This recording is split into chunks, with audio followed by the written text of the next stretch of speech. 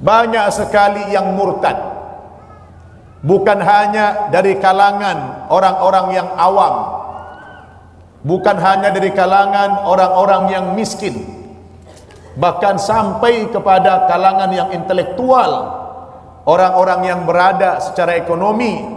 Sekarang terjadi fenomena pemurtadan. Haleluya, haleluya. Shalom alaikum bishim Hamasyah. Salam Aki. Aku kabarkan Injil keselamatan. Bapak Ibu yang dikasihi Tuhan, ketemu lagi dengan saya Evangelis Avraham Effendi Usman. Bagaimana kabar saudara semuanya? Haleluya, luar biasa. Nah saudaraku, mengenai orang Islam yang murtad, ternyata bukan saja meresahkan para kiai, ustadz, alim ulama, termasuk Majelis Ulama Indonesia, bahkan orang yang sangat gencar memualafkan orang Kristen, ternyata juga mereka sangat resah sekali. Nah, bahkan ustadz tersebut berkata, orang murtad dari agama Islam bukan saja orang awam dan juga bukan dari golongan miskin. Nah, saudaraku, bagaimana tanggapan beliau mengenai fenomena murtad di Indonesia ini? Langsung saja kita melihat. Bangan umat kita dari waktu ke waktu, beberapa tahun belakangan ini Bapak Ibu, banyak sekali orang-orang Islam yang murtad. Betul? Banyak sekali yang murtad, bukan hanya dari kalangan orang-orang yang awam, bukan hanya dari kalangan orang-orang yang miskin, bahkan sampai kepada kalangan yang intelektual, orang-orang yang berada secara ekonomi. Sekarang terjadi fenomena pemurtadan. Betul? Kenapa orang sampai terjadi murtad, ibu-ibu dan bapak-bapak? Sementara di satu sisi ada juga saudara kita dari agama lain masuk ke dalam agama Islam. Nah saudaraku, bagaimana tanggapan kita semuanya setelah mendengar ucapan dari Nababan?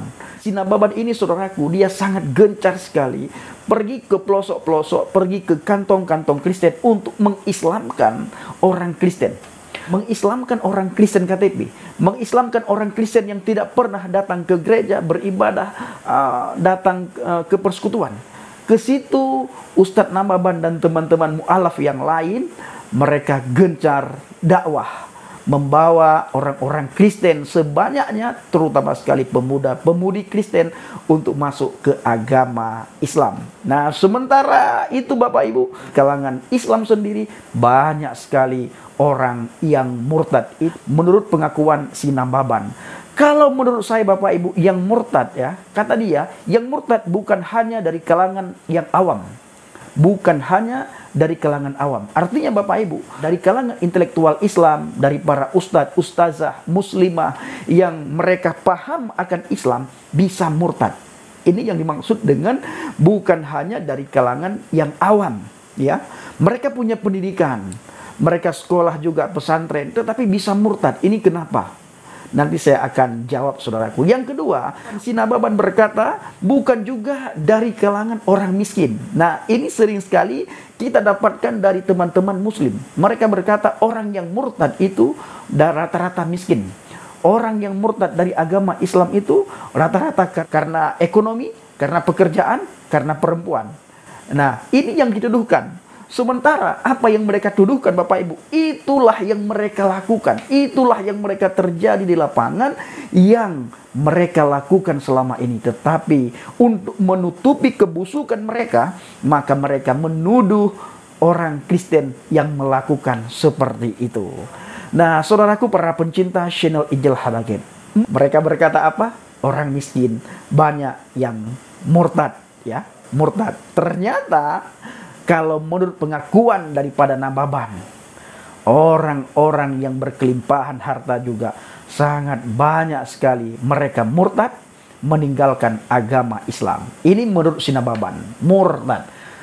Menurut saya Bapak Ibu, mereka bukan murtad, tapi mendapatkan hidayah jalan ke surga. Mendapatkan hidayah jalan ke surga. Alkitab berkata di dalam Injil Yohanes 14 ayat yang ke-6. Akulah jalan kebenaran dan hidup. Tidak ada seorang pun yang datang kepada Bapa kalau tidak melalui aku. Dengan bahasa lain Bapak Ibu, tidak ada satu manusia pun yang bisa masuk surga kalau tidak melalui Yeshua HaMashiach. Jadi kalau umat Islam, umat Kristen, umumnya manusia yang ingin masuk surga harus melalui Yeshua HaMashiach. Nah, kalau kita bertanya kepada teman kita, kerabat kita, siapapun Bapak Ibu yang kita jumpai, tidak ada manusia yang tidak mau masuk surga. Semua orang merindukan surga, semua orang cinta akan surga. Tetapi orang tidak akan bisa masuk surga kalau tidak melalui Yeshua HaMashiach, Yesus Kristus. Yohanes 14 ayat yang ke-6. Inilah yang mereka temukan. Mereka menemukan hidayah daripada Yeshua HaMashiach, bukan murtad dari agama Islam. No. Yang kedua, saudaraku yang dikasihi Tuhan, Yesus Kristus cahaya bagi orang yang berjalan di dalam kegelapan. Selama ini kita orang-orang yang agama Islam itu kita berjalan dalam kegelapan. Kita setiap hari mencari jalan yang lurus. Tetapi jalan yang lurus itu tidak akan kita temukan selama kita tidak mau membuka sedikit ruang hati dan telinga kita. Tidak mau membuka pendengaran kita akan firman Tuhan, akan kebenaran. Selama itu pula kita masih tetap berjalan di dalam kegelapan dan terus mencari jalan yang lurus. Padahal Yesus Kristus sudah berkata di dalam Injil Yohanes 14 ayat yang ke-6, sebagaimana ayat yang sudah saya bacakan tadi, kalau mau ke surga ini jalannya. Dan Yesus berkata, akulah terang dunia. Akulah terang dunia. Jadi saudaraku, para pencinta channel Injil Habagen dan orang-orang yang membenci channel Injil Habagen, coba saudara buka ruang pendengaran saudara. Saudara buka ruang hati saudara supaya saudara bisa menemukan kebenaran. Karena kebenaran yang sejati itu hanya ada di dalam pribadi Adonai Yeshua HaMashiach. Dia berkata, akulah terang dunia. Selama ini kami berjalan di dalam kegelapan dan kami terus mencari jalan yang lurus. Satu hari 5 kali. Sementara 2022 tahun yang lalu Yesus Kristus berkata, akulah terang dunia. Ini loh, aku ini cahaya. Kalau kamu berjalan di luar aku, kamu akan tersandung. Kamu tidak akan bisa berbuat apa-apa di luar aku. Dan kamu tidak akan bisa berbuah di luar aku. Dan apa yang kamu lakukan di luar aku itu adalah sia-sia untuk akhiratmu. Memang Bapak Ibu, kebaikan yang kita lakukan itu akan kita rasakan dampaknya, yaitu kebaikan pula yang kita alami. Hukum tabur tuah itu tetap itu terjadi masa di dunia ini. Kalau kita berkelakuan baik, maka orang pun akan berkelakuan baik pada kita. Begitu juga sebaliknya, kalau kita berkelakuan jahat, maka orang-orang juga seperti itu memperlakukan kita. Tetapi mengenai surga, kita harus berjalan di dalam jalan yang sudah ditunjukkan oleh Yeshua HaMashiach. Begitu juga kita harus berjalan di dalam cahaya yang sudah Dia terangi. Karena di luar Dia kita tersandung, kita tidak bisa berjalan, alias jatuh ke jurang. Dan jangan kita ikutin jalan-jalan yang lain. Jangan kita ikutin si A, si B, si C. Yesus Kristus berkata, jangan sampai kalian orang buta menuntun orang buta. Orang buta menuntun orang buta. Jangan sampai seperti itu. Yang ketiga, saudaraku, para pencinta channel Injil Habagen. Yang ketiga adalah tidak dipandang beragama kalau tidak menegakkan Zabur, Taurat, dan Injil. Nah, ketika ini disadari oleh saudara kita umat Islam, khususnya saya pribadi, saya tidak dipandang beragama kalau tidak menegakkan Zabur, Taurat, dan Injil. Lalu saya renungkan, apa makna ayat ini? Apa artinya ini?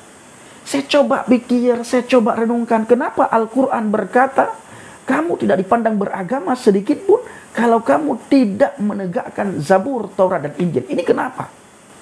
Sementara kita mendengar ustaz dan ustazah sering sekali berkata, alim ulama, termasuk kiai, Injil itu sudah dipalsukan. Zabur, Taurat itu sudah diubah-ubah oleh manusia. Ini Al-Quran datang untuk menyempurnakan kitab-kitab sebelumnya. Bayangkan saudaraku, ayo kita renungkan. Al-Quran ada itu setelah 650 tahun ba'da Injil. Setelah turunnya Injil 650 tahun baru adanya Al-Quran. Itu waktu yang sangat lama sekali. Mereka berkata Al-Quran diturunkan karena Injil sudah diubah-ubah. Alkitab sudah diubah-ubah. Seandainya Injil, Alkitab itu sudah diubah-ubah, oleh tangan jahil manusia. Menurut pandangan saudara, kenapa Al-Quran yang turun, yang datang 650 tahun setelah itu, Al-Quran berkata, kamu tidak dipandang beragama kalau tidak menegakkan Zabur, Taurat, dan Injil. Ayo kita pikirkan dengan akal yang sehat. Berpikir dengan jernih. Dengan hati yang jernih. Kalau kata Buya Syakur Yasin, jangan takut murtad. Jangan takut murtad. Saudaraku para pencinta Syed Najil Habagait. Jadi Nababan sudah memberikan informasi kepada teman-teman semuanya, khususnya saudara muslim. Nababan berkata, orang murtad sekarang itu bukan saja terjadi pada orang awam, ya, tetapi juga orang Islam yang punya pendidikan tinggi pun bisa murtad. Nah, kalau saya katakan mereka bukan murtad Nababan, tetapi mereka menemukan jalan kebenaran, mereka menemukan cahaya, mereka menemukan hidayah, hidayah yang sesungguhnya ada di dalam Yesus Kristus. Yang kedua, Nababan berkata, orang murtad sekarang itu bukan saja dari kalangan miskin, tetapi dari kalangan atas. Artinya orang-orang kaya pun sekarang murtad. Saya ingin katakan lagi, ini Nababan yang mengatakan, bukan para penginjil, bukan para pendeta, bukan gereja, bukan orang Kristen, tapi Nababan berkata, orang murtad sekarang ini bukan dari kalangan ke bawah, bukan orang miskin. Saudara melihat artis, banyak sekali artis yang menemukan hidayah, menemukan cahaya, menemukan jalan kebenaran dan hidup. Orang murtad itu menemukan kebenaran, orang murtad itu menemukan cahaya, orang murtad itu mendapatkan hidayah daripada Tuhan.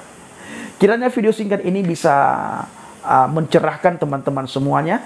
Teman-teman bisa introspeksi, teman-teman bisa renungkan apa yang saya sampaikan, dan Roh Kudus bekerja menjamah saudara, melawat saudara, sehingga saudara pun bisa menemukan kebenaran. Karena kebenaran yang sejati hanya ada di dalam Yeshua HaMashiach. Terima kasih. Shalom alaikum bishim HaMashiach. Salam Aki. Aku kabarkan Injil keselamatan.